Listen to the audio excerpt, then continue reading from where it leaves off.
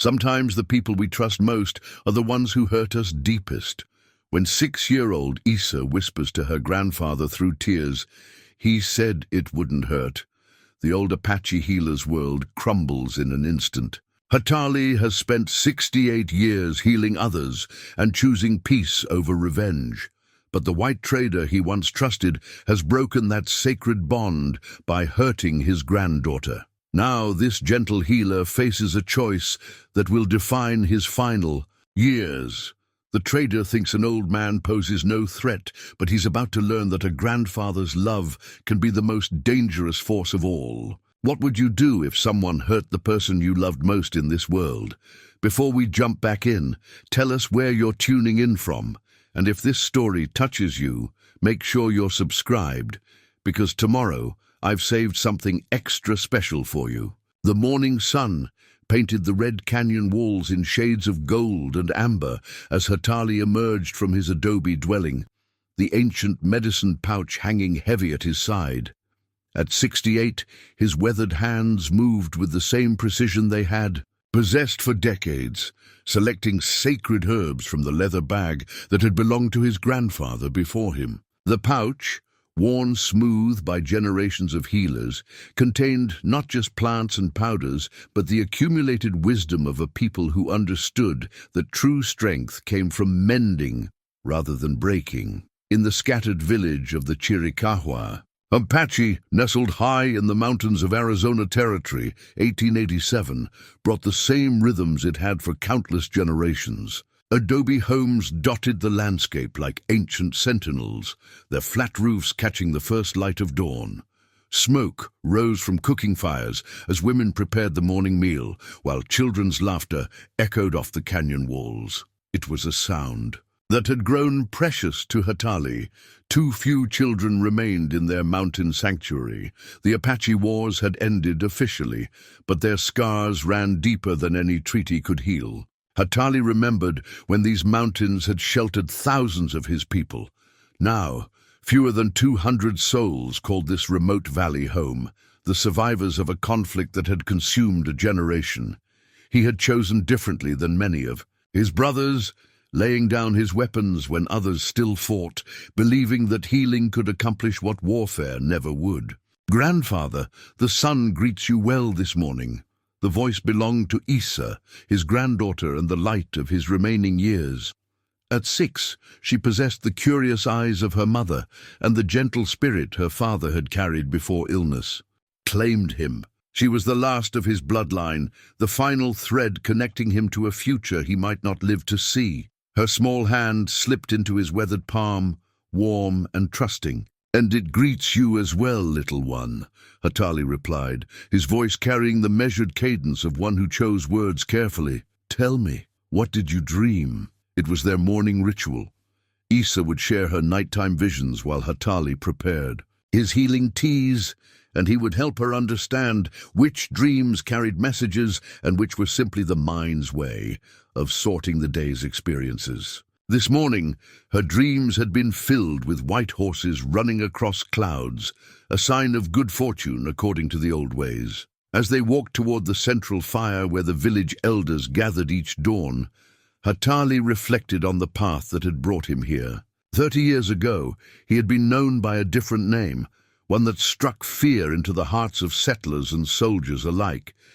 He had been a war chief, leading raids that kept the Apache people free in these sacred mountains. But war had taken everything, his wife to a cavalry bullet, his eldest son to disease brought by white traders, his second son to the despair that consumed too many young men who saw no future beyond conflict. The transformation had come slowly, like water wearing a waystone.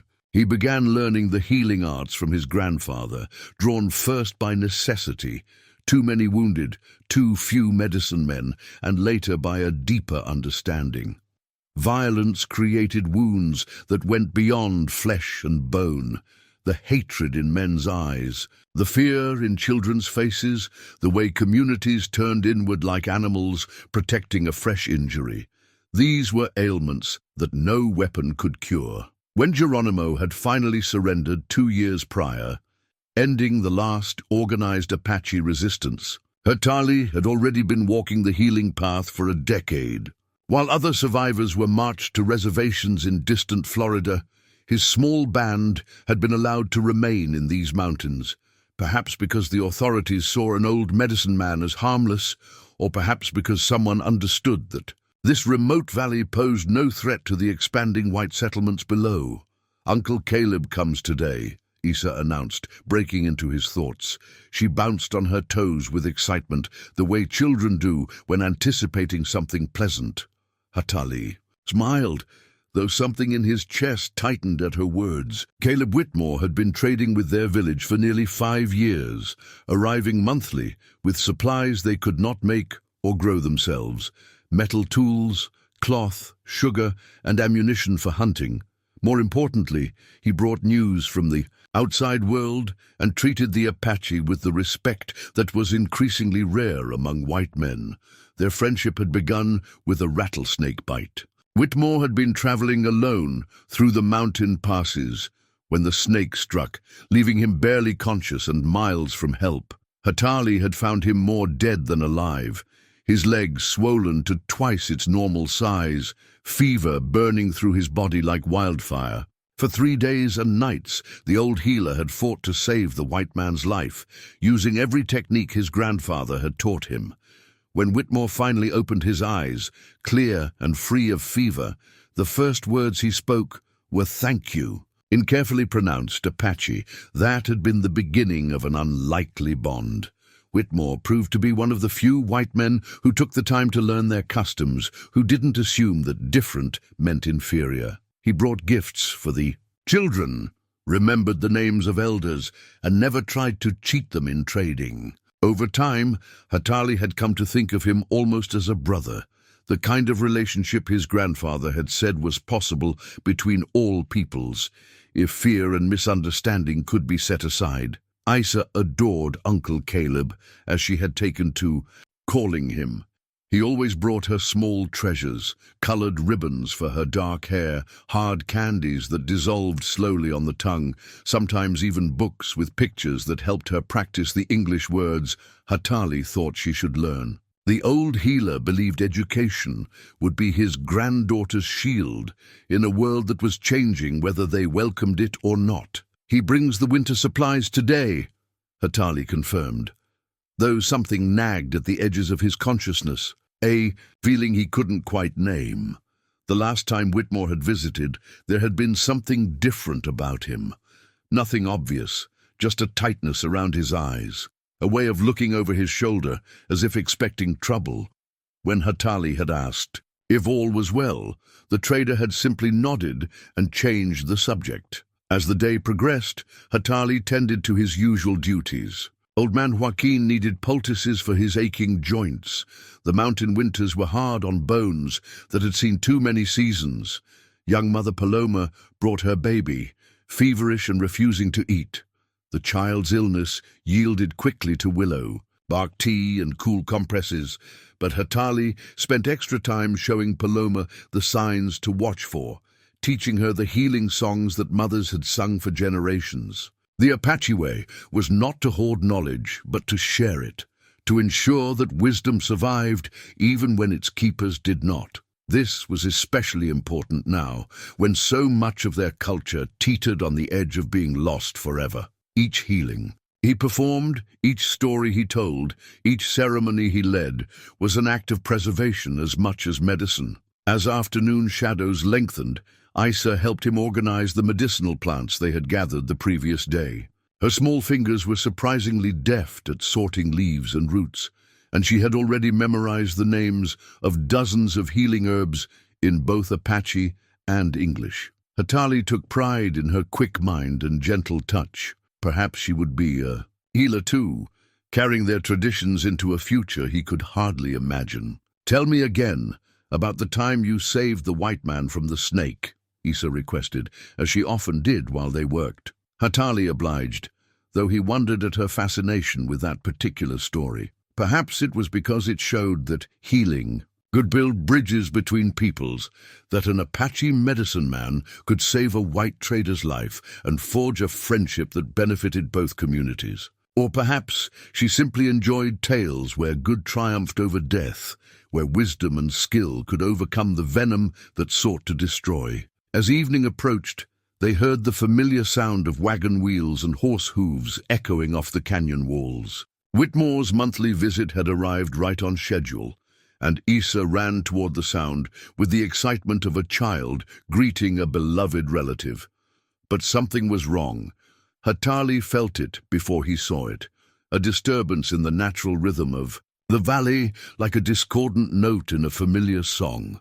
When Whitmore's wagon came into view, the trader sat slumped over the reins, his hat pulled low over his face. His usual cheerful wave was absent, replaced by a mechanical raising of his hand that seemed forced and hollow. The village dogs, normally excited by visitors, hung back with their hackles raised. Even the horses seemed nervous, snorting and tossing, their heads as if they sensed something their human companions had not yet recognized. Hatali placed a protective hand on Issa's shoulder, noting how she had stopped running and now walked more cautiously toward the approaching wagon. Other villagers emerged from their homes to greet the trader, but their welcoming calls died in their throats when they saw his condition. Whitmore's face was pale and drawn, his clothes disheveled, and his eyes held a haunted quality that spoke of recent troubles. Dark circles under his eyes suggested many sleepless nights, and his hands trembled slightly as he pulled the wagon to a halt. "Caleb, my friend," Hatali called out in English, approaching slowly. "You look unwell. Come, let me prepare something to restore your strength." Whitmore's head snapped up at the sound of his name, and for a moment his eyes were wild, almost frightened. Then recognition dawned, and he forced a smile that didn't reach his eyes. "Hatali, good to see you." "I'm fine, just tired from the road. Long journey this time." But he wasn't fine. Hatali's healer's instincts, honed by decades of reading the subtle signs of illness and distress, told him that Whitmore was suffering from more than physical exhaustion. The man's spirit seemed fractured, as if he carried a burden too heavy for his shoulders to bear. As the trader climbed down from his wagon, Hatali noticed that his movements were stiff and pained. Whitmore caught him looking and shrugged off. The unspoken question. "Horse threw me couple days back. Nothing serious." But the explanation felt hollow, like words spoken to fill silence rather than convey truth. Issa, normally the first to greet Uncle Caleb with a hug and excited chatter, hung back beside her grandfather. Her young intuition, still unclouded by adult expectations, seemed to sense what the grown-ups were only beginning to suspect, that something fundamental had changed in the man they had all learned to trust. The unloading of supplies proceeded with unusual quiet. Normally, this would be a time of community gathering, with villagers inspecting the new goods and sharing news from the outside world. Tonight, people completed their trading quickly and returned to their homes, leaving only Hatali, Issa, and a few others around the dying central fire. As the stars appeared overhead, painting the canyon walls in silver light, Hatali found himself studying Whitmore's face in the firelight.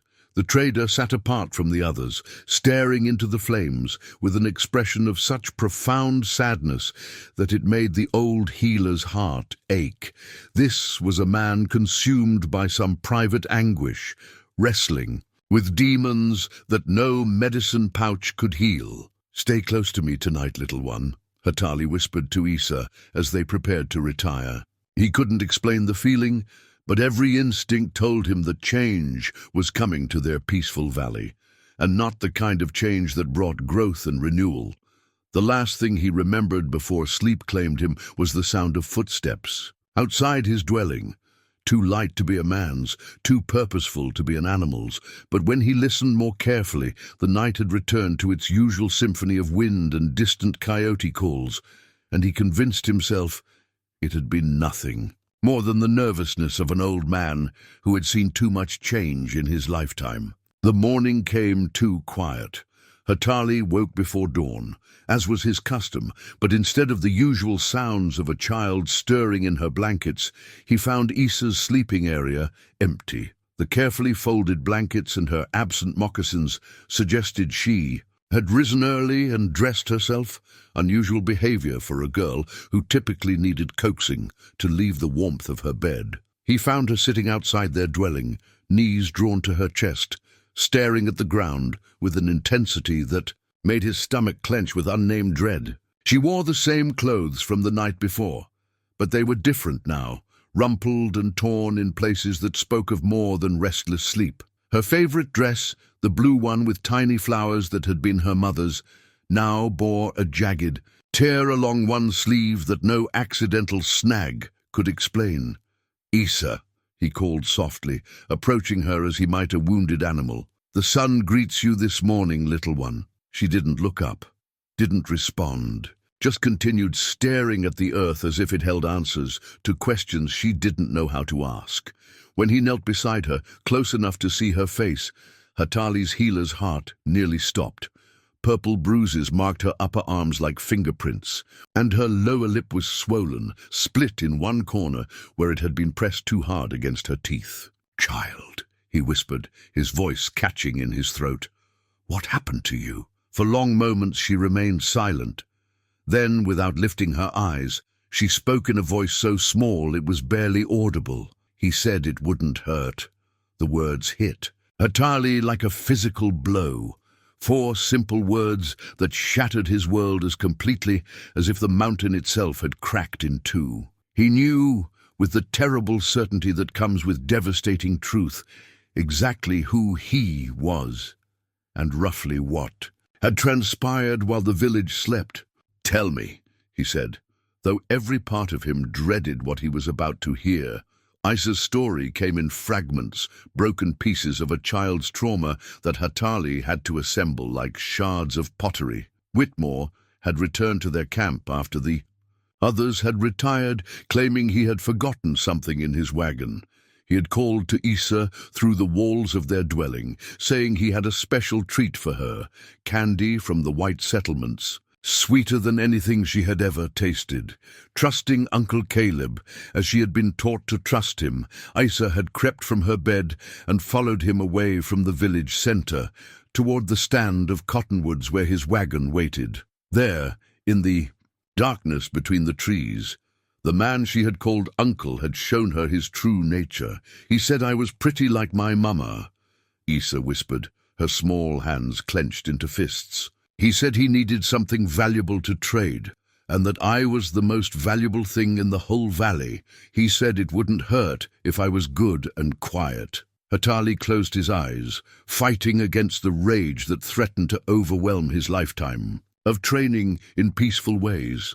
In his mind, he could see Whitmore's hands on his granddaughter, could imagine her terror and confusion as the man she trusted violated that trust in the most unforgivable way possible. "Where is your mother's locket?" he asked, noticing its absence from around Issa's neck. "He took it," she said, touching the hollow of her throat, where the silver pendant usually rested. "He said it was payment for the candy, but there wasn't any candy, grandfather.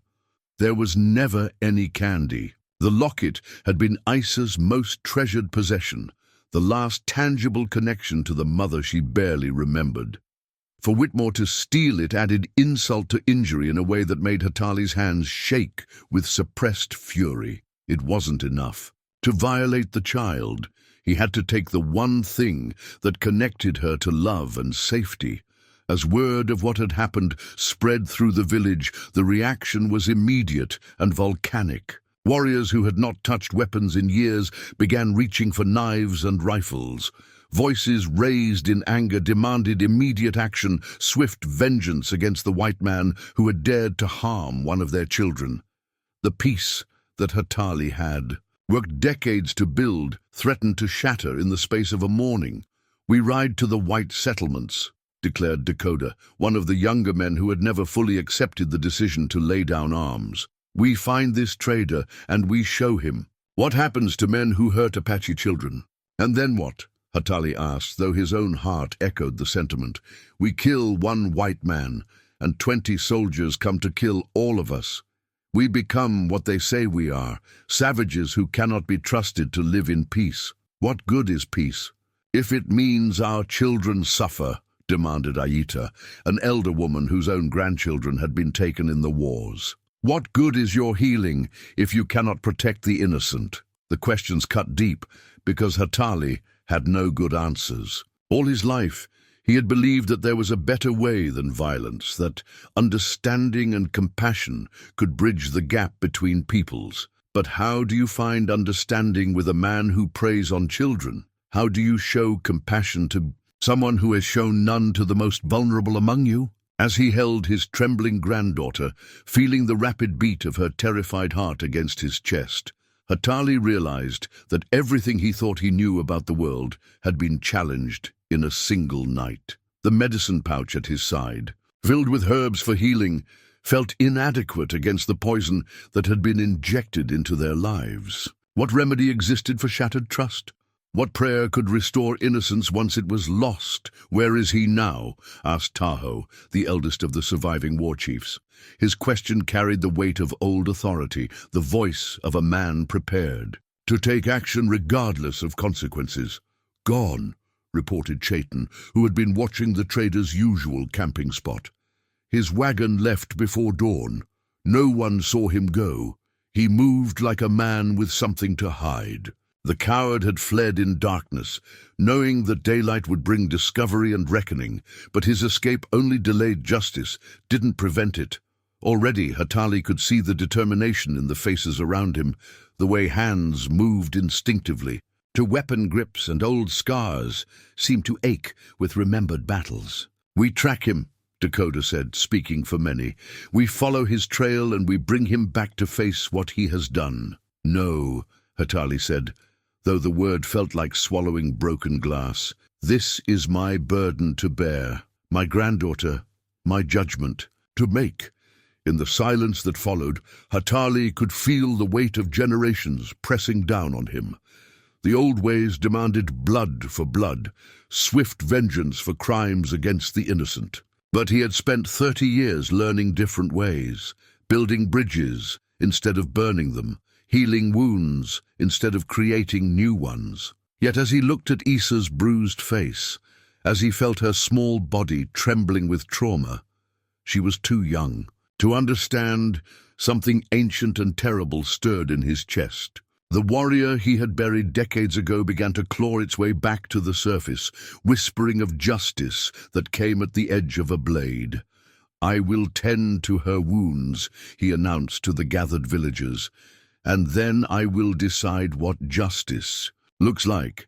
As the crowd dispersed, some satisfied with his promise, others clearly skeptical that an old medicine man would take adequate action, Hatali carried Issa back to their dwelling. There, in the privacy of their home, he began the process of documenting her injuries, not just for healing purposes, but as evidence of the crime that had been committed. Each bruise was photographed in his memory, each tear in her clothing, noted and preserved. If there was to be justice, real justice, not the quick vengeance that would satisfy anger but solve nothing, then he would need proof of what had been done. As he prepared healing salves for her physical wounds, Hatali realized that the deeper injury would take much longer to heal. Issa's trust in the world had been broken, her sense of safety destroyed by someone she had been taught to see as family. No herb in his medicine pouch could cure that kind of damage. Grandfather, she said in a voice that seemed older than her years, why did Uncle Caleb hurt me? I thought he loved me. The question broke something in Hatali's heart. How do you explain evil to innocence? How do you help a child understand that some people wear masks of kindness while harboring darkness in their hearts?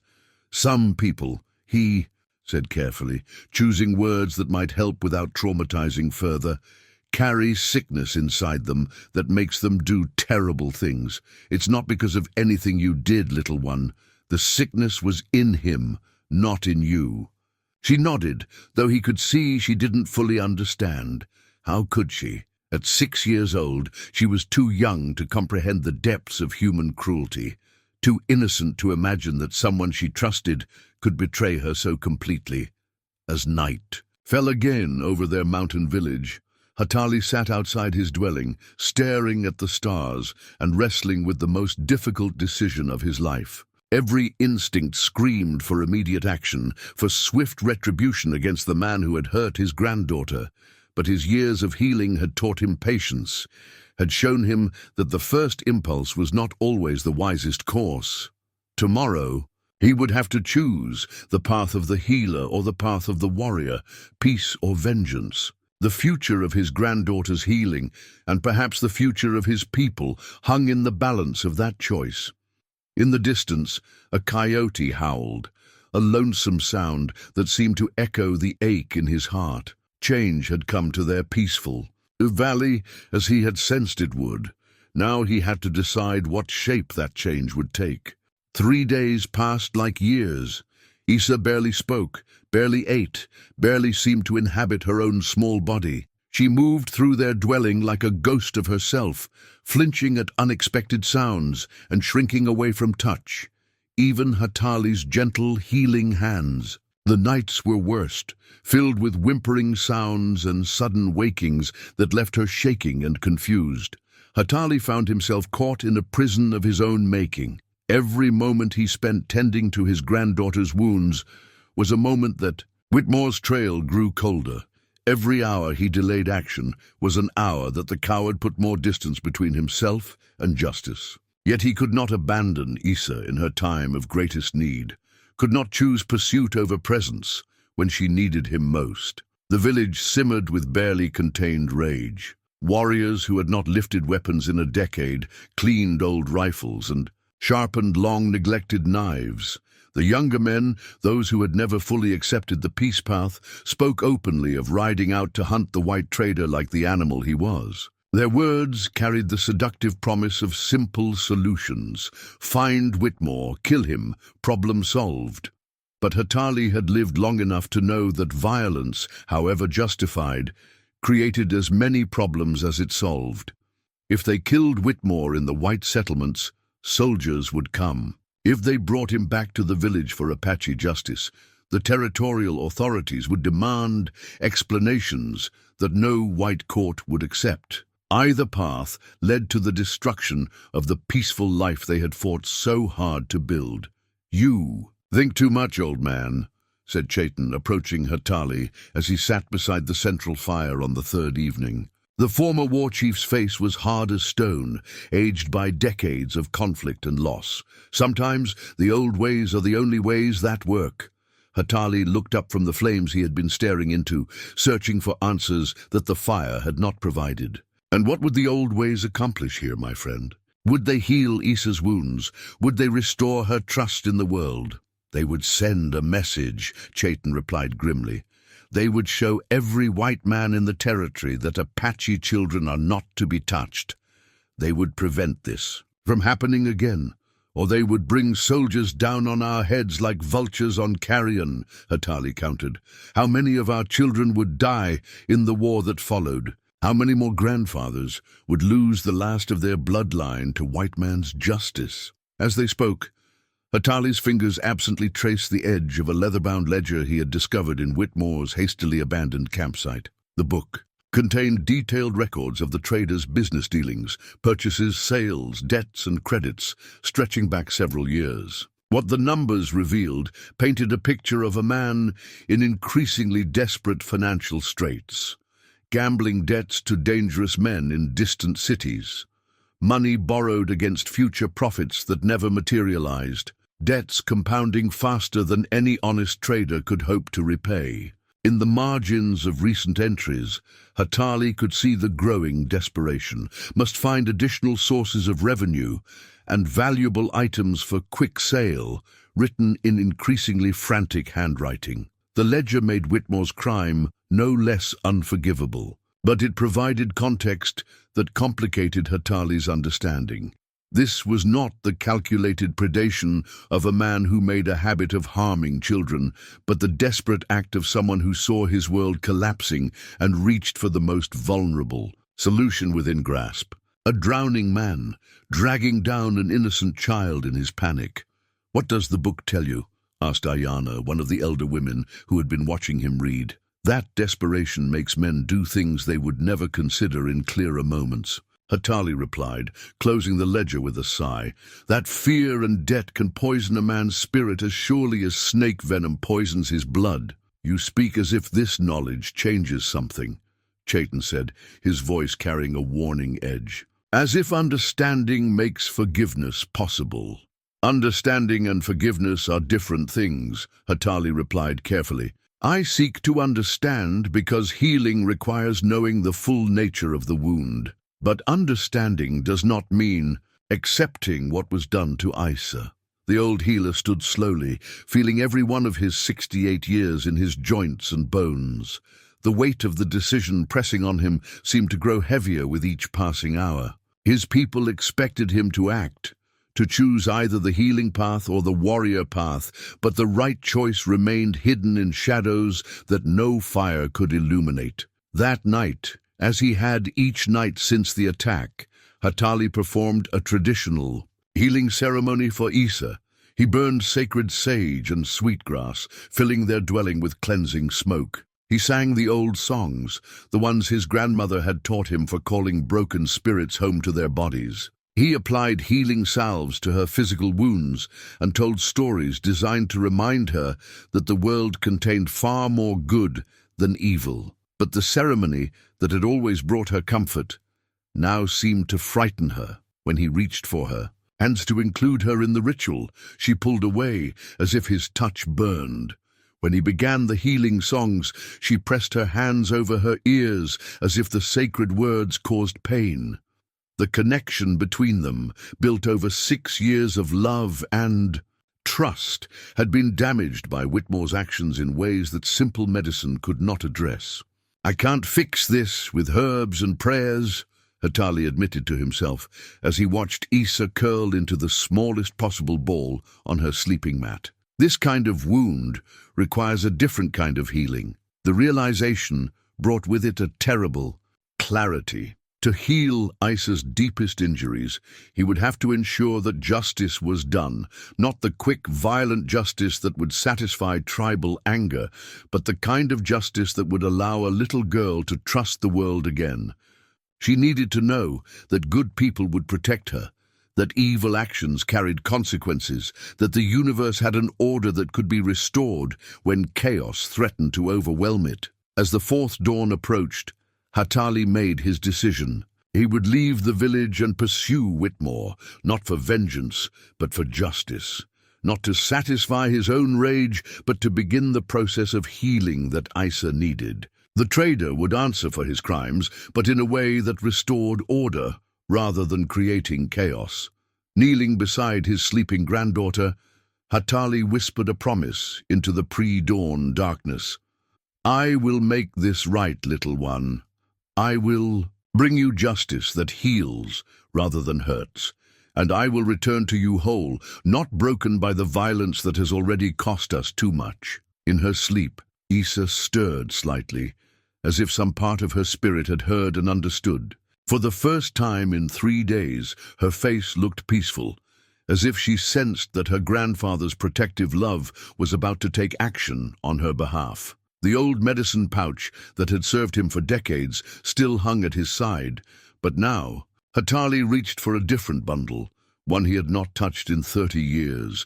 Wrapped in aged deerskin lay the war paint of his youth, the sacred pigments that had once marked him as a warrior among warriors. Not to become that man again, but to remember that healing and protecting were sometimes the same calling, expressed in different ways. As the sun painted the canyon walls in their familiar golden hues, Hatali began preparing for a journey that would test everything he had learned about justice, mercy, and the complicated nature of doing what was right in a world that rarely made such choices simple. The frontier town of Cedar Ridge sprawled across the valley floor like a collection of wooden boxes scattered by a careless giant. From his position on the surrounding hills, Hatali could see the main street bustling with morning activity. Merchants, Sweeping boardwalks, horses being hitched to wagons, children chasing chickens between the buildings. It was the kind of scene that might have looked peaceful to a casual observer, but Hatali's experienced eyes noted the subtle signs of tension, the way men kept hands near their weapons, the suspicious glances cast at strangers, the hurried pace that spoke of people eager to complete their business and return to safer spaces. The photograph he carried, a daguerreotype of himself with his son and daughter-in-law taken during happier times, pressed against his chest from its place in his shirt pocket. The image showed three people bound by love and hope, captured in a moment when the future seemed full of possibility. His son had been strong and proud, his daughter-in-law gentle and wise, and Hatali himself had looked forward to watching them raise children who would bridge the gap between two worlds. Now they were both gone, claimed by the diseases and violence that seemed to follow wherever Apache and white cultures collided. Only Issa remained of that bright future, and she lay broken in the mountains while he pursued the man who had shattered her innocence. The weight of being the last protector of their bloodline pressed heavily on his shoulders as he rode down into the town. The stairs began before he reached the main street. An Apache man riding alone into a white settlement was unusual enough to draw attention, and Hatali could feel the weight of curious and suspicious eyes following his progress. Whispered conversations stopped abruptly as he passed, replaced by the kind of silence that meant people were making quick judgments about his presence and his intentions. He found the sheriff's office easily enough, a solid wooden building with barred windows and a tin star painted on the door. Sheriff Tom Bradley proved to be a man in his 40s, weathered by frontier life, but possessing eyes that suggested intelligence and, Hatali hoped, fairness. The lawman looked up from his paperwork as the old Apache entered, his hand instinctively moving to rest on his gun butt. Not threatening, but ready. "Sheriff Bradley?" Hatali asked in carefully practiced English. "I have come to report a crime." The sheriff's eyebrows rose slightly. It was clear that Apache visitors reporting crimes, rather than being accused of them, was not a common occurrence in Cedar Ridge. "What kind of crime?" Bradley asked, his tone neutral but attentive. "A white trader named Caleb Whitmore assaulted my granddaughter," Hatali said, the words tasting like poison in his mouth. "She is 6 years old. He hurt her and stole from her before fleeing like a coward in the night." For a moment, the sheriff's expression remained carefully blank. Then something shifted in his eyes. Surprise, perhaps, or skepticism. "That's a serious accusation," he said slowly. "You're certain about what happened? Sometimes children misunderstand." "I am certain," Hatali interrupted, his voice carrying quiet authority. "I have tended her wounds. I have seen her tears. I have heard her story, spoken in the voice of a child who has learned that the world is not safe." Sheriff Bradley leaned back in his chair, clearly struggling with how to process this information. "Caleb Whitmore has been trading in this territory for years," he said carefully. "He's got a good reputation, pays his debts, never caused trouble before. You understand why this is hard to believe?" The unspoken question hung in the air between them.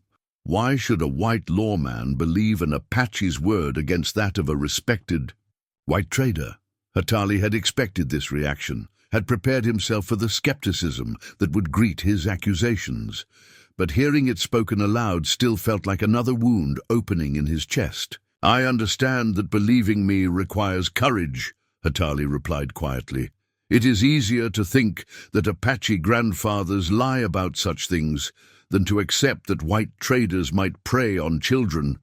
But truth does not change, because it is uncomfortable." Something in his tone, the dignity perhaps or the pain that no man could fake, seemed to reach the sheriff. Bradley's expression softened slightly, and he leaned forward across his desk. "Tell me exactly what happened," he said. "Everything you know." Hatali related Issa's story, speaking slowly and clearly, translating her child's words into language that would make sense in a courtroom. He described the torn dress, the bruises, the missing locket that had been her most precious possession.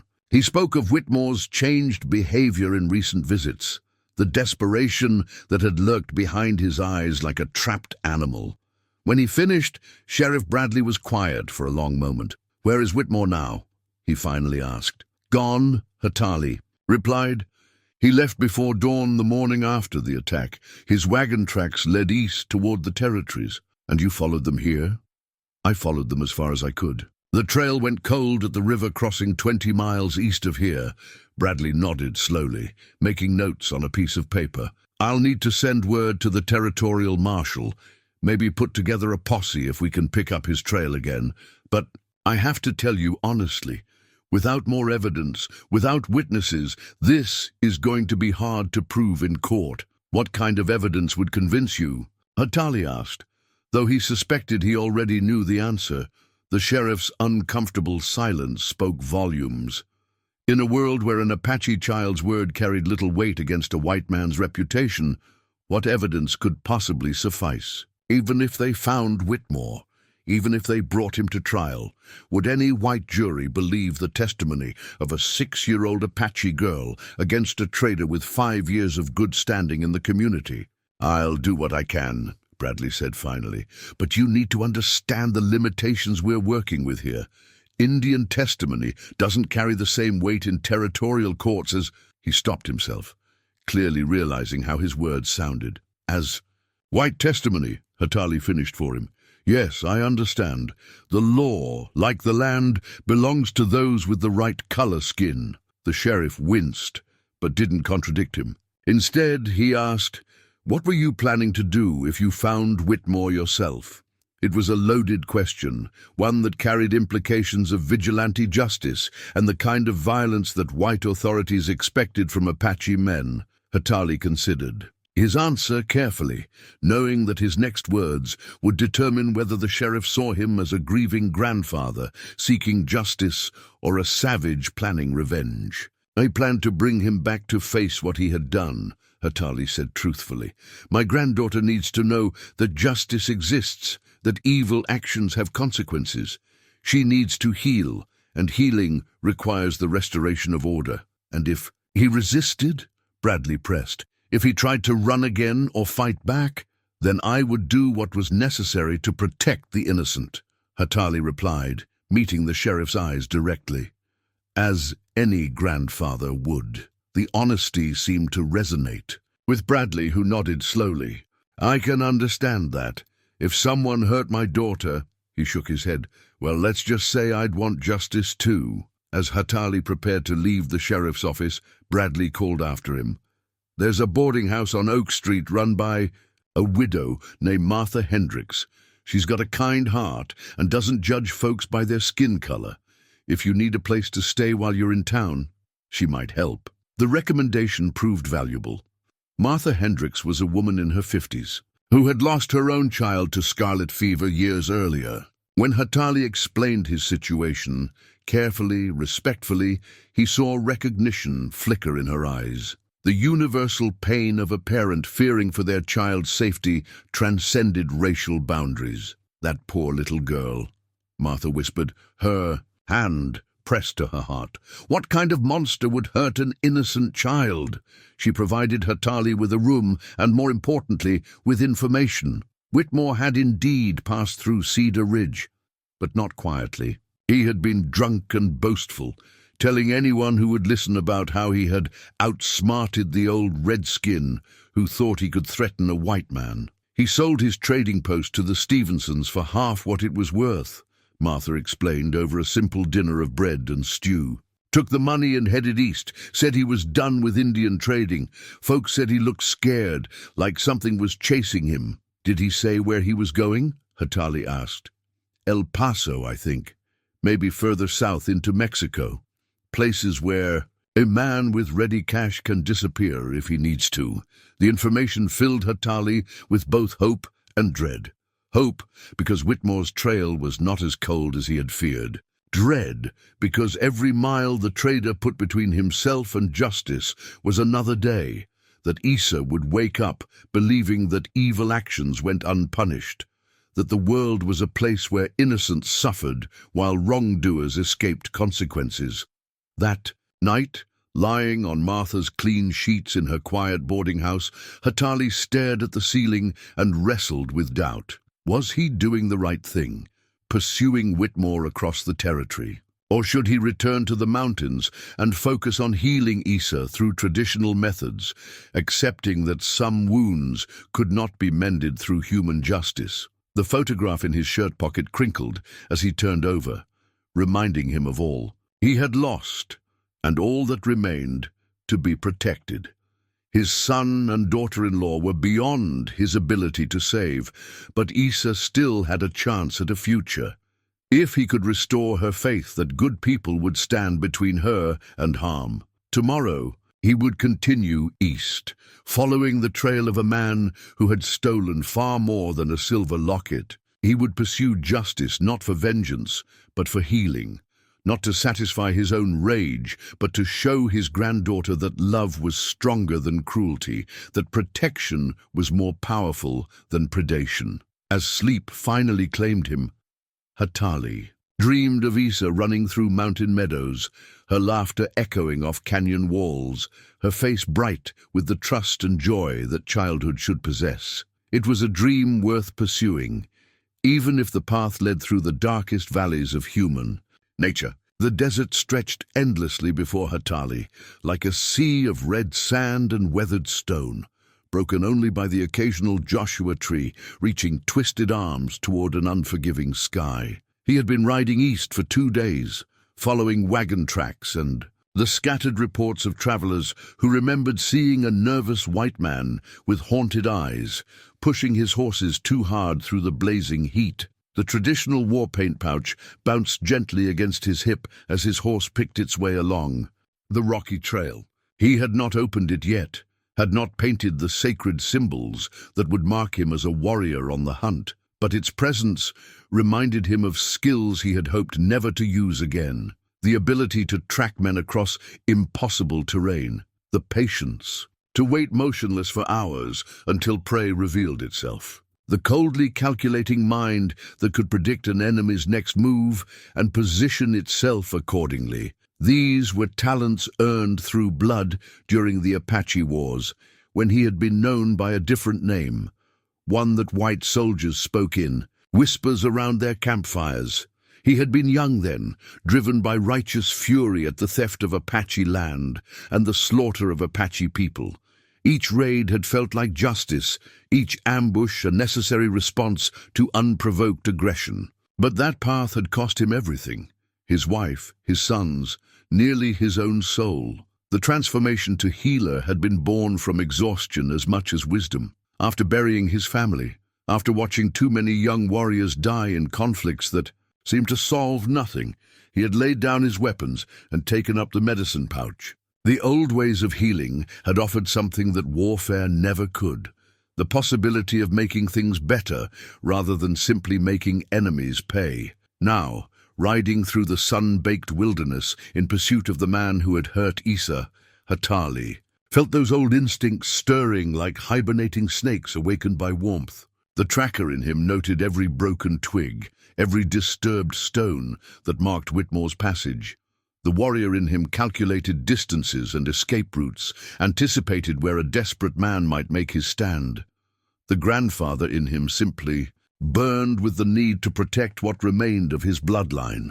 A dust cloud on the horizon resolved into a small trading caravan, 3 wagons moving slowly westward, their canvas covers bleached white by the sun. Hatali approached carefully, his hands visible and empty, knowing that a lone Apache rider could easily be mistaken for a threat by nervous travelers. "Ho there, friend," called the lead driver, a grizzled man whose weathered face spoke of decades on frontier trails. "You look like you're pushing hard.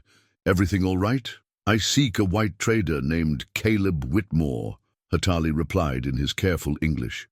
"He passed this way recently, driving a single wagon. Have you seen such a man?" The drivers exchanged glances, the kind of look that meant they had indeed encountered Whitmore and the meeting had been memorable. The lead driver spat into the dust before answering. "Met him 2 days back, maybe 3. Strange fellow, kept looking over his shoulder like he expected pursuit.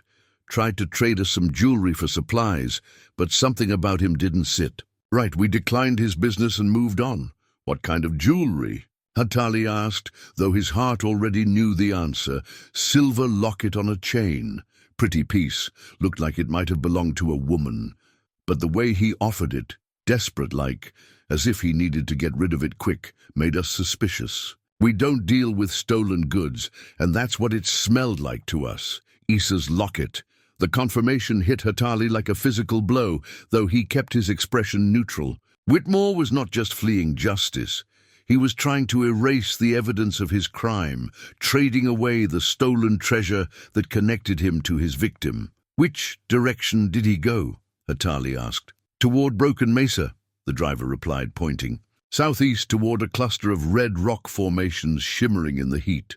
Rough country out that way, but it's got water if you know where to look. Also got the kind of establishments that don't ask too many questions about a man's past. Broken Mesa proved to be exactly the kind of town that attracted men running from their histories. Built around a natural spring in the shadow of towering sandstone cliffs, it consisted mainly of saloons, gambling halls, and cheap boarding houses that catered to drifters, prospectors, and others who preferred to conduct their business away from the scrutiny of established law. Hatali tied his horse outside the largest saloon and pushed through the bat-wing doors into a world of cigarette smoke, stale beer, and desperate laughter. The conversations died as he entered.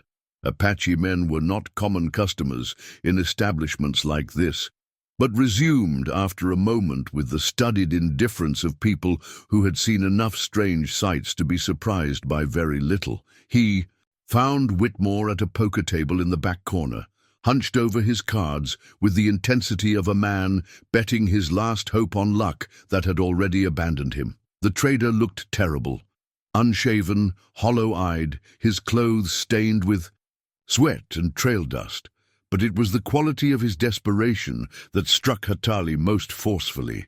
This was not a man celebrating his escape from justice, but one who was slowly being consumed by the guilt of what he had done. For long minutes, Hatali simply watched from the bar, studying his quarry like the tracker he had once been.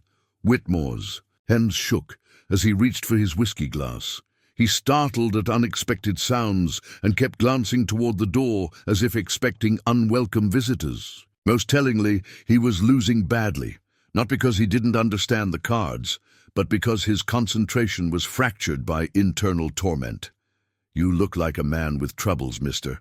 The voice belonged to the bartender, a Mexican man with knowing eyes and the kind of face that had heard 1,000 confessions from men drowning their sorrows in alcohol. He set a glass of water in front of Hatali without being asked, a small courtesy that suggested he recognized the difference between a troublemaker and someone seeking justice. "I'm looking for someone," Hatali replied quietly. "The white man at the corner table. What do you know of him?" The bartender glanced toward Whitmore, then back at Hatali. "Showed up 3 days ago with money to burn and demons riding his shoulders. Been drinking and gambling ever since, talking about how he needs to get to Mexico before someone catches up with him. You the someone he's running from?" "I am a grandfather seeking justice for my granddaughter," Hatali said simply. Something in his tone made the bartender nod with understanding. "Bad business when children get hurt," the man said. "Makes a man do things he might not otherwise consider." As if summoned by their conversation, Whitmore's voice rose from the poker table, loud, slurred, and carrying the false bravado of a drunk man trying to convince himself he was still in control. "I tell you, that old Indian don't scare me none. What's he gonna do, shake a medicine rattle at me? I got more brains in my little finger than all them savages put together." The words cut through Hatali like a blade, not because they were insulting, but because they revealed how completely Whitmore had misunderstood the nature of what he was facing. The trader thought he was being pursued by a harmless old medicine. Man, someone whose worst weapon was a disapproving look. He had no idea that he was being hunted by someone who had once been considered one of the most dangerous warriors in the Apache nation. The war paint pouch seemed to grow heavier at Hatali's side, its weight a reminder of capabilities that Whitmore could not imagine. But even as his warrior instincts urged immediate action, the healer in him recognized something important. This broken, desperate man was as much a victim of his own choices as Isa was a victim of his actions. Violence might end the immediate threat, but it would not heal the deeper wounds that had created this situation. "When you make your move," the bartender said quietly, "try not to wreck the place too much. Bad for business." Hatali nodded, appreciating the man's practical wisdom. Whatever happened next would require careful planning and precise execution. He was no longer the impulsive young warrior who had once painted his face and charged into battle. He was a grandfather seeking justice, and that required a different kind of strength altogether. The small cloth doll that Isa had made from scraps of her mother's dress pressed against Hatali's chest, tucked safely in his shirt pocket beside the old photograph. He had found it on her sleeping mat the morning he left the village. Not forgotten, but deliberately placed where he would see it. A silent message from his granddaughter that said more than words ever could. "Take me with you. Remember what you're fighting for.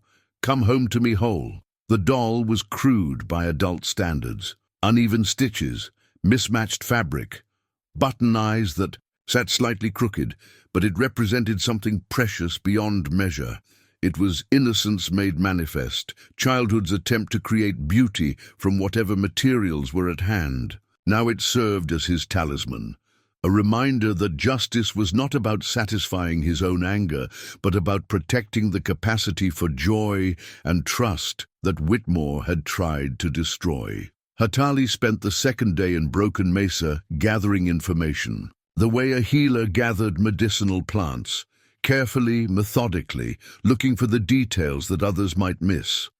The town was smaller than Cedar Ridge, but rougher, the kind of place where questions weren't asked as long as money changed hands. It was perfect territory for a man trying to disappear, which made it equally perfect for someone tracking that man. From the hotel clerk, he learned that Whitmore was staying in room 7 upstairs, paying by the day and keeping irregular hours. From the stable boy, he discovered that the trader's horses were in poor condition, ridden too hard and too fast, showing the effects of a man who valued speed over the welfare of his animals. From the local prostitutes, who saw and remembered everything, he heard stories of a customer who paid well, but seemed more interested in confession than physical pleasure.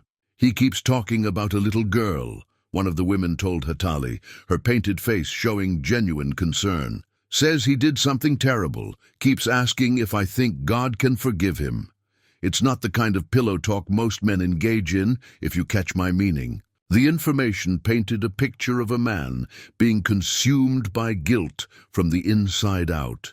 Whitmore was not celebrating his escape from justice, but drowning in the weight of what he had done.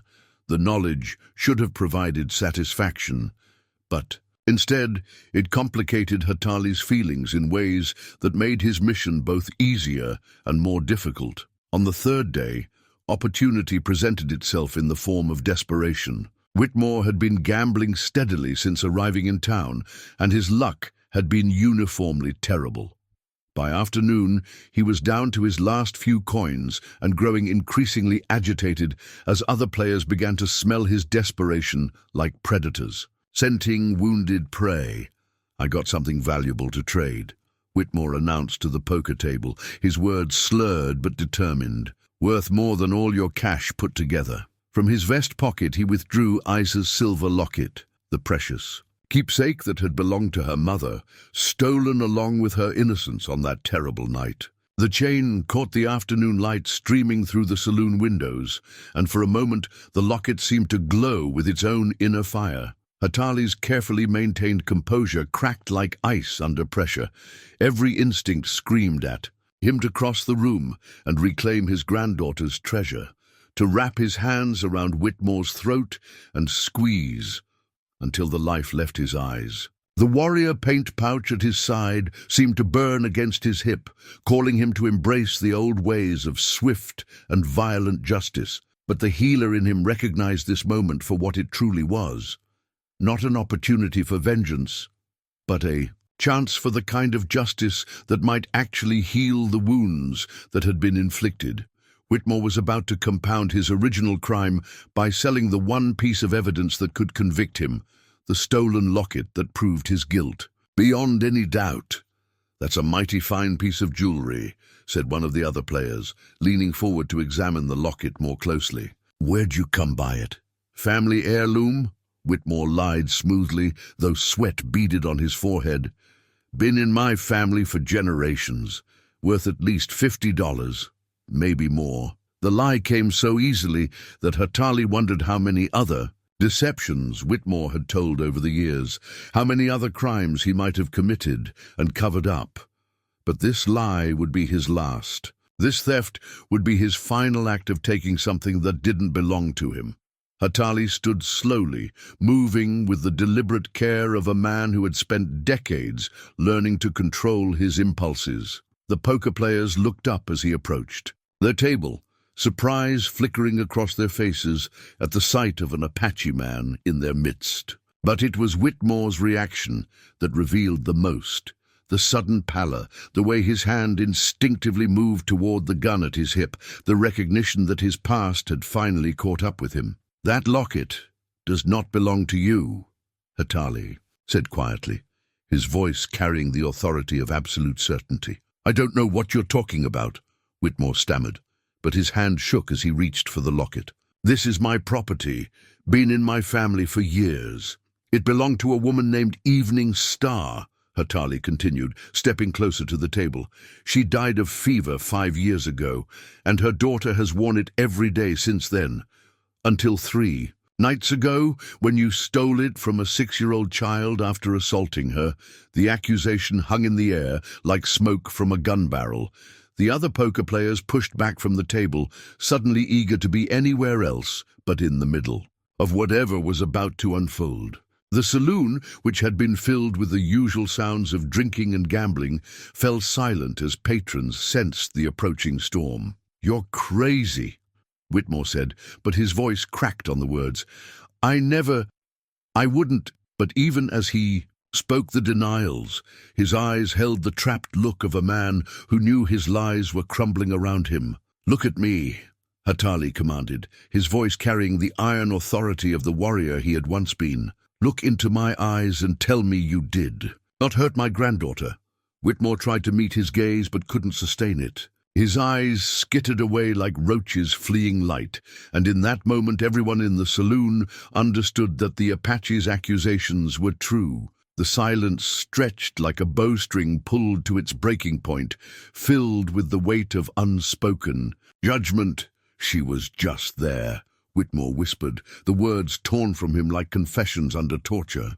"I needed money and she had that pretty locket, and I thought if I was gentle enough." He stopped himself, realizing too late that he was confessing to a room full of witnesses. But the damage was done. The truth had been spoken, and there was no taking it back.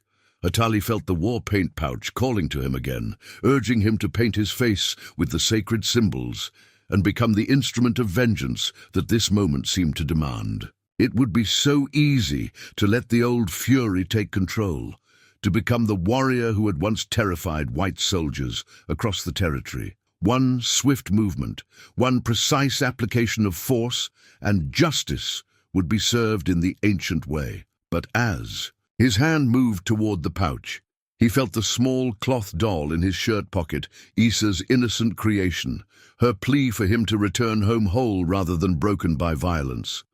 She didn't need a grandfather who had become a killer. She needed a protector who could show her that the world contained more healing than harm, more justice than cruelty. The moment of reckoning shattered like glass under a hammer blow. Well, what do we have here?" The voice came from the saloon's entrance, cold and mocking, accompanied by the sound of spurs jingling against wooden floorboards. "Sheriff Lucas," Kane stepped through the batwing doors, flanked by two deputies whose hands rested casually on their gun butts. But there was nothing casual about the way Kane's eyes swept the room, cataloguing faces and positions like a predator assessing potential prey.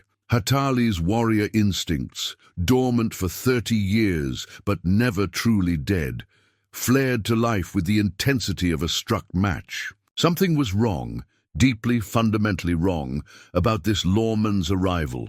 Real peace officers didn't swagger into delicate situations with guns drawn and smirks playing at the corners of their mouths. They didn't look at a grandfather, seeking justice for his granddaughter, and see an opportunity for profit. "Sheriff Kane," Whitmore said, relief flooding his voice like water into a desert. "Thank God you're here. This Indian is threatening me, trying to rob me of family property." But Kane's attention wasn't on Whitmore's words. It was on the silver locket still clutched in the trader's trembling hand. His eyes lit up with a hunger that had nothing to do with justice and everything to do with opportunity. The badge pinned to his vest, which should have represented law and order, suddenly looked more like a license for legalized theft. "That so?" Kane drawled, moving closer to the poker table with the fluid grace of a man accustomed to violence. "Funny thing, though, Caleb. That locket you're clutching looks mighty valuable, valuable enough to cover some of that debt you've been running from." The words hit Whitmore like a physical blow. His face went pale, then flushed red with the realization that his salvation had just transformed into his destruction. "What debt?" he stammered. Though everyone in the room could see, he knew exactly what Kane was talking about. "The $1,500 you borrowed from my associates in El Paso," Kane replied, his voice carrying the patient tone of a teacher explaining something to a slow student. "The money you promised to pay back with interest, the debt that's been growing every day you've been running." Hatali's mind raced as the pieces of a larger puzzle began falling into place. Kane wasn't just corrupt. He was actively working with criminals, using his badge to collect gambling debts and enforce the will of men who operated outside the law. Whitmore hadn't just been fleeing Apache justice. He had been running from organized criminals who had no intention of letting him escape his obligations. "I can pay," Whitmore said desperately, holding up the locket like a shield. "This is worth enough to cover what I owe, maybe even more." Kane laughed, a sound like gravel being poured into a metal bucket.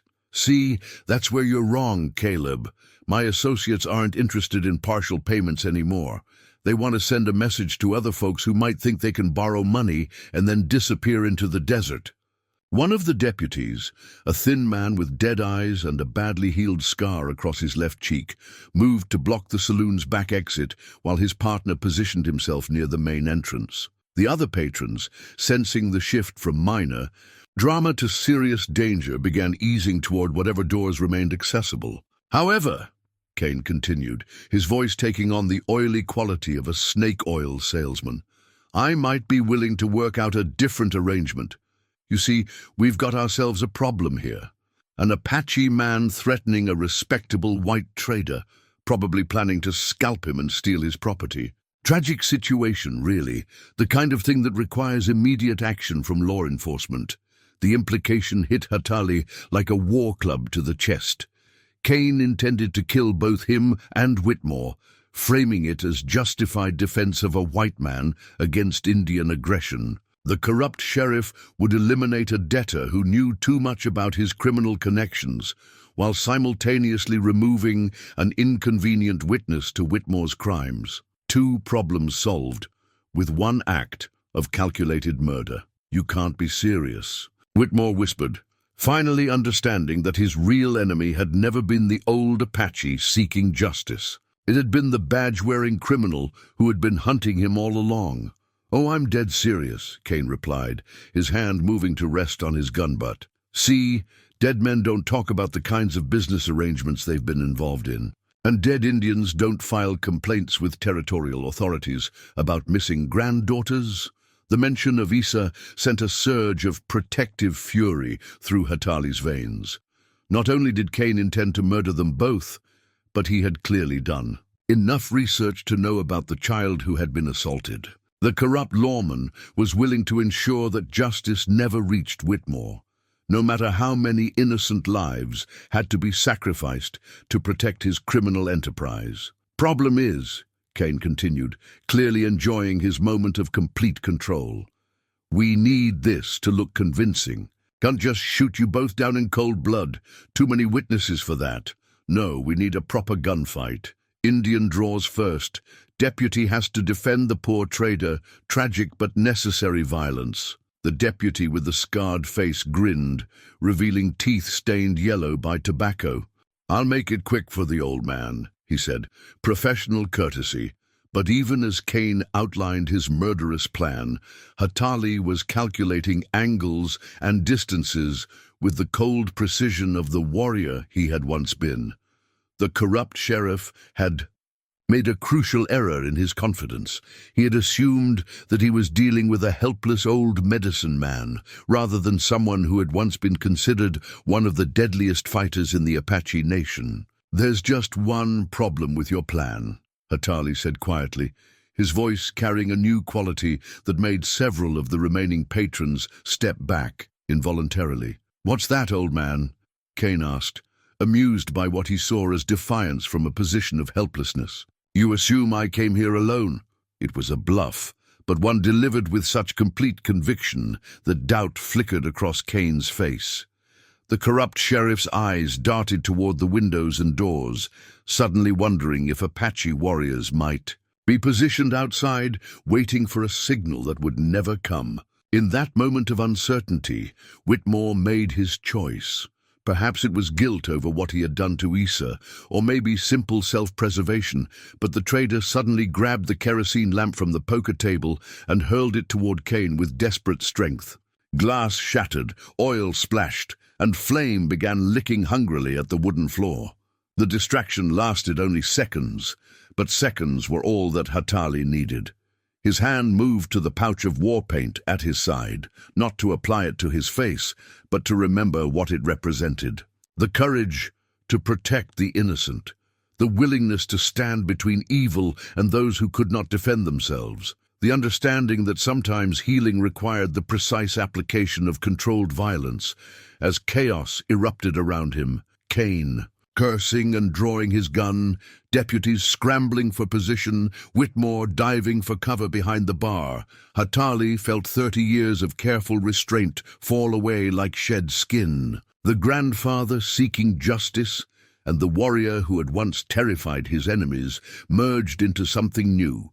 A protector who understood that some evils could only be stopped by force. The bloody sheriff's badge that would later be found among the wreckage told its own story of corruption and violence. But in the moment when flame began spreading across the saloon floor and guns cleared leather with the whisper of metal against oiled holster, all that mattered was ensuring that justice, real justice, not the perverted version that Kane represented, finally had its day.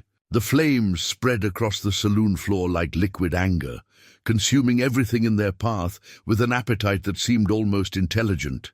Smoke billowed toward the ceiling, creating a gray haze that turned the room into a battlefield where shadows danced and reality shifted with each flicker of orange light. Through the chaos, Hatali moved with the fluid precision of a man who had spent decades learning to remain calm while the world burned around him. Kane's first shot went wide, the bullet splintering the wooden beam next to Hatali's head as the old Apache rolled behind an overturned table. The corrupt sheriff's confidence had evaporated along with his careful plan, replaced by the desperate fury of a predator who suddenly realized he might become prey. His deputies spread out, trying to establish a crossfire that would finish both. Their targets quickly, but the spreading flames and panicking crowd made precision impossible. "Get them both!" Kane roared over the crackling of burning wood and the screams of fleeing patrons. No witnesses. But even as he gave the order, Hatali was already moving, drawing on skills that had been honed in 100 skirmishes during the Apache Wars. He ghosted between tables and chairs, using the smoke as cover, every movement calculated, to confuse his enemy's aim while positioning himself for counterattack. The ancient peace pipe that hung from his belt, carved from sacred wood by his grandfather's grandfather, pressed against his side like a talisman of protection. Whitmore, crouched behind the bar with his hands pressed over his head, looked up as Hatali slid into cover beside him. "This is insane," he gasped, his face streaked with soot and terror. "They're going to kill us both." "Then we had better not let them," Hatali replied calmly, checking the loads in the old Colt revolver he had carried since his warrior days. 6 shots and at least 3 enemies. The arithmetic of survival was unforgiving, but not impossible for someone who understood the true mathematics of combat. "I can't fight," Whitmore whispered, his voice breaking. "I'm not a gunfighter. I'm just a trader who made terrible choices." "Then you will have to become something else," Hatali said, pressing a small derringer into the man's shaking hands. "Because the only way either of us survives this is if we work together." The irony was not lost on him. An Apache grandfather, and the white man who had assaulted his granddaughter, forced into alliance by circumstances that neither had chosen. But survival made strange partners of enemies, and Hatali had learned long ago that principles were luxuries that desperate men could rarely afford. The scar-faced deputy appeared at the end of the bar, his gun raised and ready to fire. Hatali's first shot took him center mass, spinning him around and sending him crashing into a pyramid of bottles that exploded in a shower of glass and alcohol, the smell of spilled whiskey mixed with smoke and gunpowder, creating the distinctive perfume, of violence that Hatali remembered from battles he had hoped never to fight again. "Behind the piano!" he commanded Whitmore, pointing toward better cover as Kane's remaining deputy opened fire from across the room. Bullets chewed chunks from the wooden bar, sending splinters flying like tiny spears. The flames continued their relentless advance, forcing everyone, hunters and hunted alike, into an ever-shrinking arena where there would be no escape and no quarter given. As they moved, Hatali caught a glimpse of movement outside the saloon's front windows. More men were arriving, whether Kane's reinforcements or simply curious townspeople drawn by the sounds of gunfire and the smell of smoke. He couldn't tell. But the possibility of additional enemies made their situation exponentially more desperate. "The back door!" Whitmore gasped, pointing toward the rear exit that was partially blocked by burning debris. "If we can reach it, they have it covered," Hatali interrupted, having already noted the deputy positioned outside. "We fight our way out the front, or we die here in the fire." Kane appeared through the smoke like an avenging demon, his badge glinting in the firelight as he advanced with the methodical patience of a man who knew his quarry was trapped. "You can't win this, old man," he called out, his voice carrying over the roar of the flames. "My boys have this place surrounded. Surrender now, and I'll make it quick." "I have a better idea," Hatali replied, rising from behind the piano with his gun leveled. "You surrender, and I will let you live long enough to face justice for your crimes." Kane's laugh was harsh as breaking glass. "Justice? From who? You think anyone will believe an Indian's word about a white sheriff? You think anyone cares about your little granddaughter's troubles?" The mention of Issa sent a surge of cold fury through Hatali's chest, but he forced himself to remain calm. Anger made men stupid, and stupidity in combat was usually fatal. Instead of responding with heat, he replied with the measured tones of a man stating simple facts.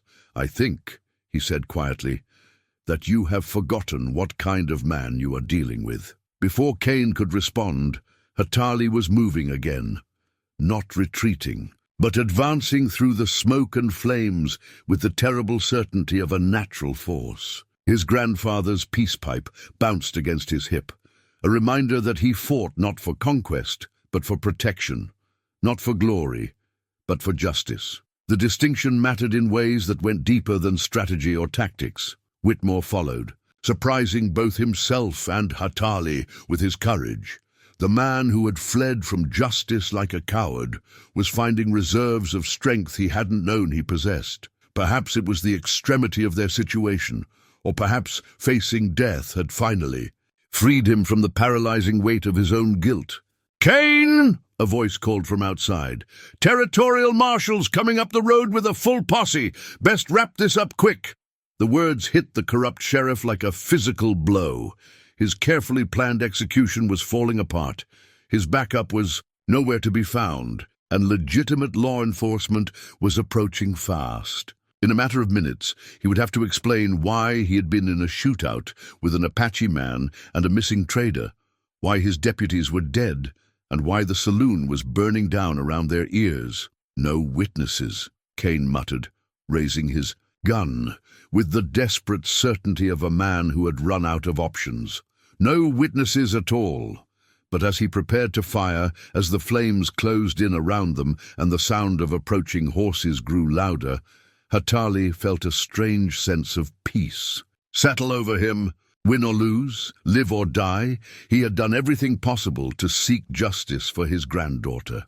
The outcome was no longer in his hands. It belonged to forces larger than any individual man's will or skill. The sacred peace pipe pressed against his side, warm as living flesh, reminding him that some battles were fought not with weapons, but with the unshakable conviction that good must triumph over evil, that innocence must be protected from those who would destroy it, and that even in the darkest moments, hope remained as long as someone was willing to stand between the darkness and the light. Outside, the sound of the territorial marshals approaching.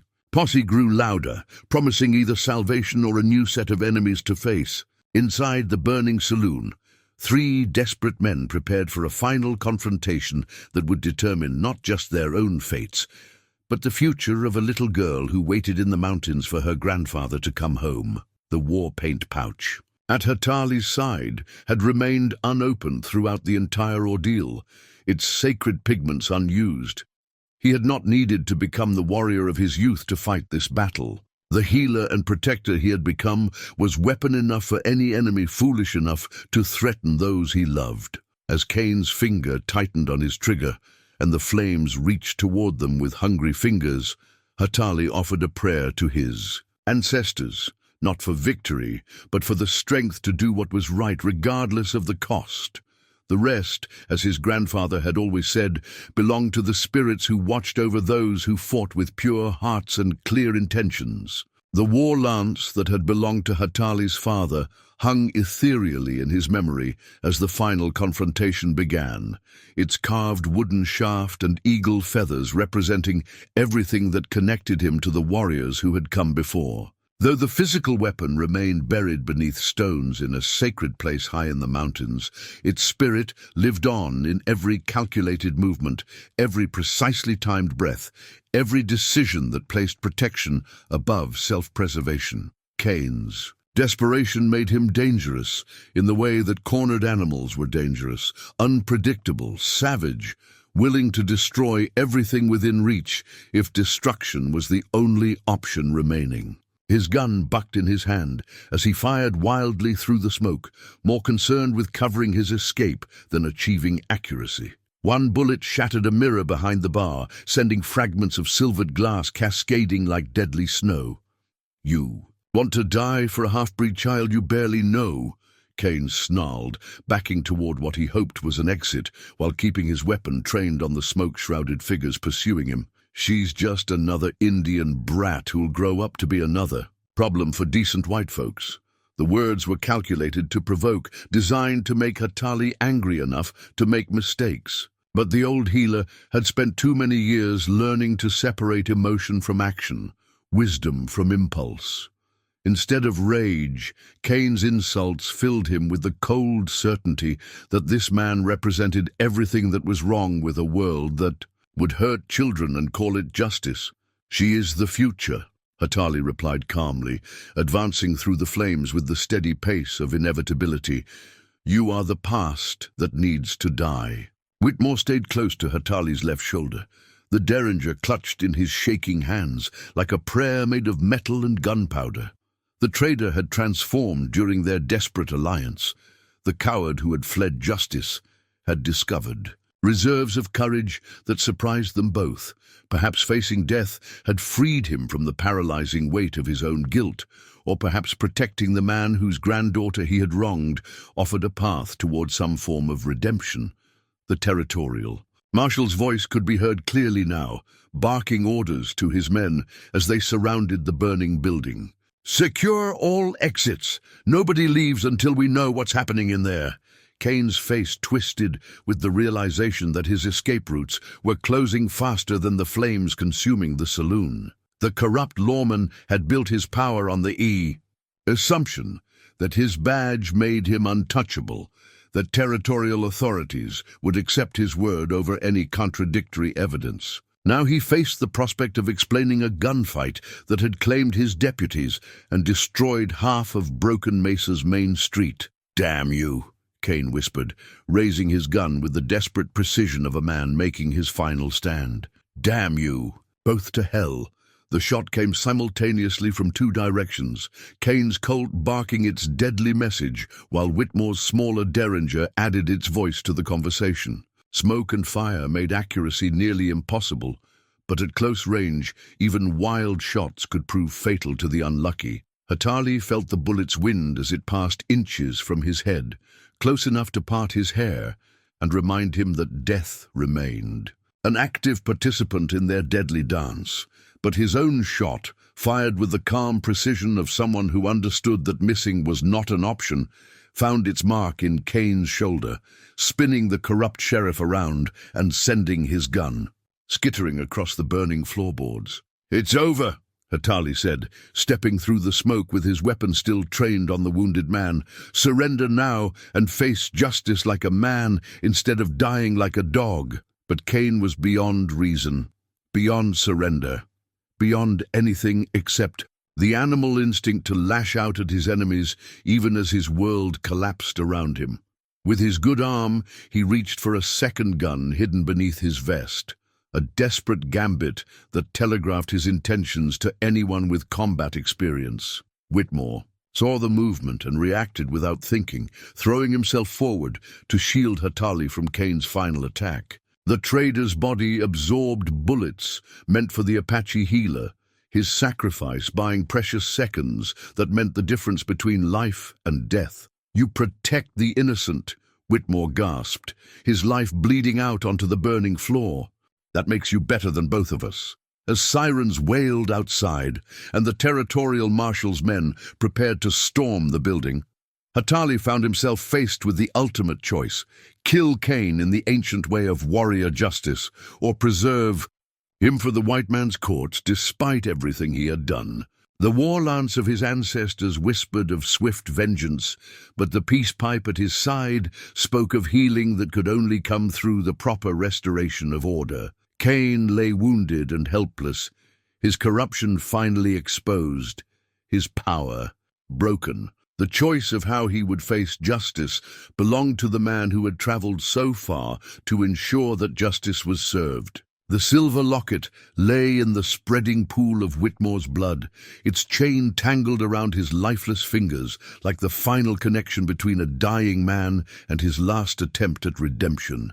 Hatali knelt beside the trader's still form, gently extracting Issa's precious inheritance from hands that would never again cause harm to innocent children. The metal was warm from contact with Whitmore's body, but as Hatali cleaned away the blood and soot, it seemed to shimmer with its own inner light, a symbol of innocence recovered, trust that might someday be restored. The territorial marshal burst through the saloon's front entrance just as Hatali stood, the recovered locket clutched protectively in his palm.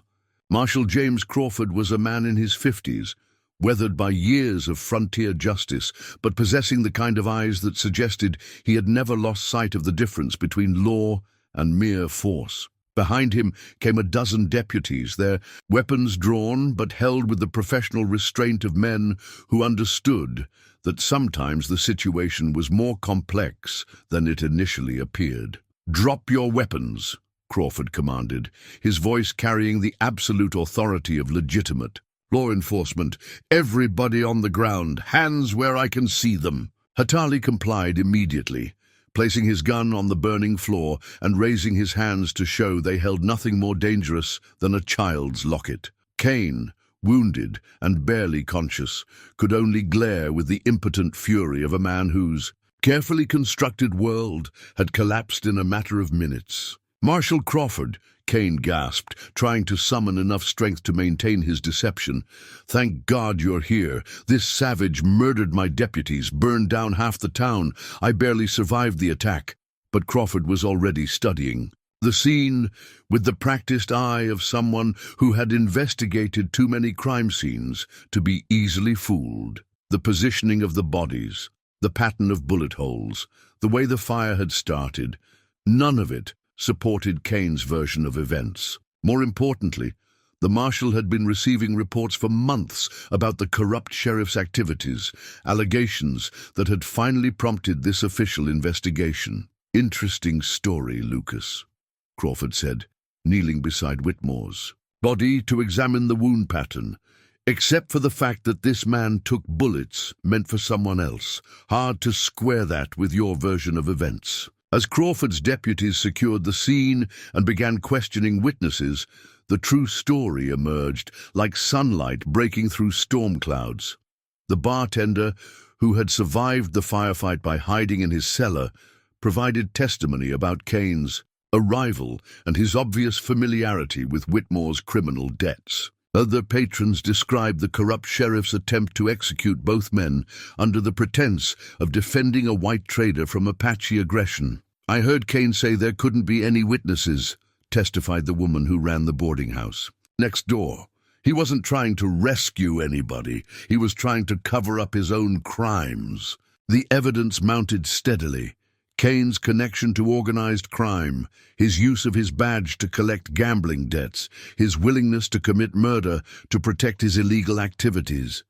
Most damning of all was the discovery of additional stolen property in Cain's saddlebags, jewelry, coins, and other valuables that clearly belonged to his various victims. "Caleb Whitmore," Crawford said, reading from a wanted poster he had pulled from his jacket. "Wanted for questioning in connection with the assault of a minor child, theft of property, and flight to avoid prosecution." He looked up at Hatali with newfound respect. "I'm guessing you're the grandfather who filed the original complaint?" "I am," Hatali confirmed, opening his palm to reveal Issa's locket. "This belonged to my granddaughter. Whitmore stole it after assaulting her. He died trying to protect me from Cain's bullets, perhaps the first good thing he had done in many months." Crawford nodded thoughtfully. "Justice takes strange forms sometimes. The man who committed the original crime dies protecting the man, seeking justice, while the corrupt lawman who tried to cover it all up lives to face trial." He gestured to his deputies. "Get Cain medical attention, then put him in shackles. He's going to answer for a lot of crimes, not just what happened here today." As Cain was carried away on a makeshift stretcher, still clinging to consciousness, but no longer clinging to power, he fixed Hatali with a look of pure hatred. "This isn't over," he whispered. "You'll never be safe, old man. None of your people will ever be safe." But Hatali felt no fear at the threat. Cain's badge lay in the mud and ash, stripped of the authority that had made him dangerous. Without his connections to organized crime, without his ability to manipulate the legal system, he was just another criminal facing justice. Exactly what he should have been all along. "It is over," Hatali replied quietly. "Justice has been served, not through vengeance, but through truth. That is the difference between your way and mine." The recovered locket caught the dying firelight as Hatali carefully placed it in his shirt pocket, next to the photograph of his family and Issa's handmade doll. 3 treasures that represented past, present, and future, all protected, all preserved, all ready to return home to a little girl who needed to know that good people would always stand between her and harm. The new medicine pouch rested comfortably against Hatali's hip as he rode up the winding mountain trail toward home. its fresh leather still supple and unmarked by the years of service that lay ahead. He had crafted it during the long days of testimony and legal proceedings that followed Cain's arrest, working by firelight in the marshal's camp while justice slowly ground through its proper channels. The pouch represented something profound, not a replacement for his grandfather's sacred bag, but an evolution of it. Inside were the same healing herbs and traditional remedies, but also new understanding about the complex relationships between justice and mercy, protection and violence, healing and the sometimes necessary act of standing firm against evil. The mountains welcomed him with their familiar embrace of red stone and endless sky. As his horse picked its way along paths worn smooth by generations of Apache feet, Hatali could feel the tensions of the past weeks beginning to drain from his shoulders like rain running off canyon walls. The corruption he had witnessed in the white settlements, the violence he had been forced to participate in, the moral complexity of seeking justice in an unjust world, all of it fell away as he breathed the clean mountain air and felt the ancient rhythms of his homeland settling back into his bones. But it was the sound of a child's laughter echoing off the canyon walls like birdsong that truly announced his return. Isa came running down the trail, her dark hair streaming behind her like a war banner, her face bright with the kind of joy that only comes from seeing someone precious return safely home. She looked different, older somehow, as if the weeks of his absence had aged her in ways that went deeper than simple time. But the light in her eyes spoke of healing begun, trust cautiously restored, hope rebuilt from the foundations up. "Grandfather!" she called, launching herself into his arms with the fearless enthusiasm of childhood. "You came back! You came back just like you promised!"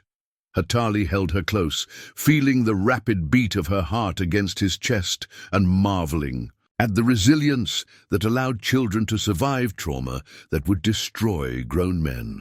"I told you I would return whole," he said softly, "not broken by the violence that has already cost us too much." That promise was kept. As they walked together toward the village, Isa's small hand clasped trustingly in his weathered palm, Hatali began to share the story of his journey, carefully in words that a child could understand without being traumatized by details too dark for young ears. He told her about Whitmore's death, framing it as the natural consequence of choices that led inevitably to their conclusion, rather than as punishment or revenge. He explained Cain's arrest and trial, emphasizing how the law had ultimately worked as it was supposed to work, protecting the innocent and holding the guilty accountable. "He can't hurt anyone else now," Hatali concluded, as they sat together on their favorite boulder overlooking the valley. "The bad choices stop with him.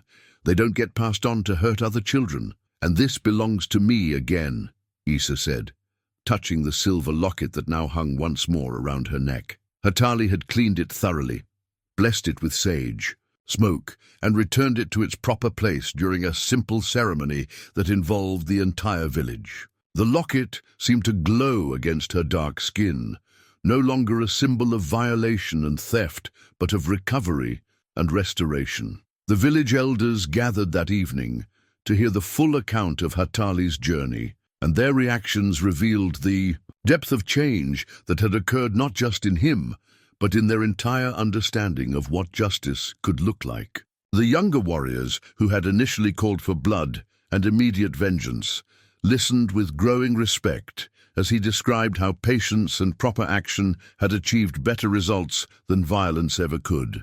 "You showed that the old ways and the new ways can work together," observed Chaitan, the former war chief, whose own understanding had been transformed by recent events. "The warrior's skills used for protection, the healer's wisdom guiding every choice. Perhaps this is what our children need to learn, not to abandon our strength, but to use it in service of something larger than revenge." Over the following months, Isa's healing progressed in ways that filled Hatali's heart with quiet satisfaction. Her nightmares became less frequent, then disappeared entirely. Her laughter returned first in small doses, then in great waves that seemed to wash clean all the dark corners where trauma had tried to establish permanent residence. Most importantly, her trust in the world began to rebuild. Not the naive trust of innocence, but the stronger trust of someone who has seen evil and watched good people stand against it. The village itself seemed to flourish in ways that went beyond simple recovery. Hatali's example had shown that seeking justice through proper channels could succeed, that working within the white man's legal system could sometimes produce fair results, that violence was not always the only language that settlers understood. Young Apache parents began sending their children to learn both traditional ways and white man's education, seeing for the first time how the two approaches might complement rather than contradict each other.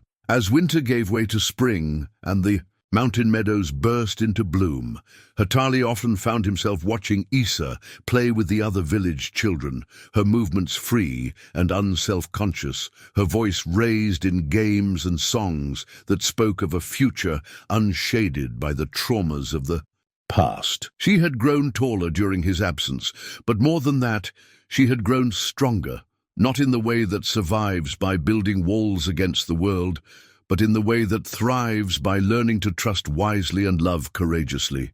"Grandfather," she said one evening as they sat together watching the sunset paint the canyon walls in shades of gold and crimson, "what makes someone truly brave?" The question was the same one she had asked before his journey began, but now Hatali understood that her need to know came from experience rather than mere curiosity. She had watched him leave to face unknown dangers, had waited through weeks of uncertainty, had seen him return bearing proof that good could triumph over evil when good people were willing to act on their convictions.